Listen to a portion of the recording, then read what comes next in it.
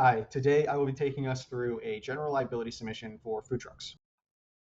We're going to navigate to retail and services, and we're going to click on food trucks general liability to get started. I'm going to start manually, and then we want to make sure we're selecting food trucks and trailers here from the class of business. Important to note in this class of business screen for general liability, you can click on any of these highlighted class codes to get a brief overview of what is and is not included.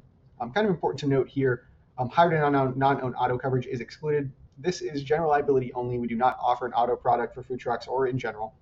And there does need to be an auto product underlying the food truck in order for us to write the GL.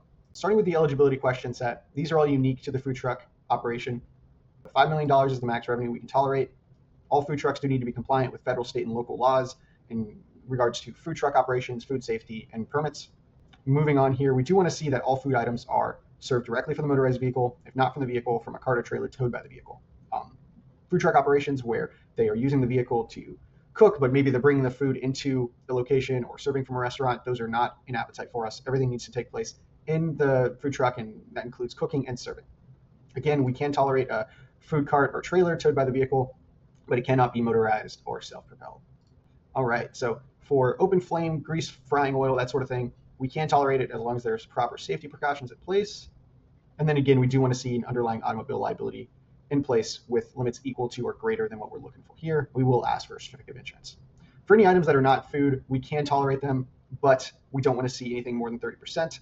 And if there are exposures, particularly for tobacco or liquor, that will limit the carrier selection. On this section for the food service operations, mobile catering is okay, as long as they do not leave the vehicle to serve. If everything is done from the food truck or trailer, that is fine. It will also limit the carrier selection though, however. Anything below the concessions, including concessions, are no-goes, unfortunately, so everything from here down will result in a decline. Same with this commercial cooking or restaurant exposure. Everything does need to take place in the food truck.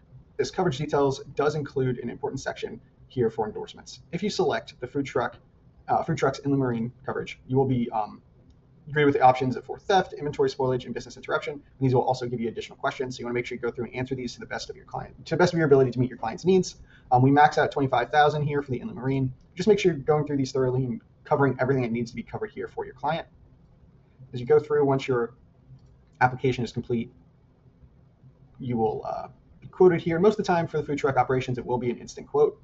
Alrighty, and so Nautilus is going to be who is the only carrier that can offer the additional endorsements. So let's look at this one here. Important to note, you can always hit the details button here to look at the quote to generate a quote letter, and you are good to go. So you can download these documents here to give to your insured. You can use these as core forms here for any future applications you might need, and that is quoting food trucks with Pathpoint.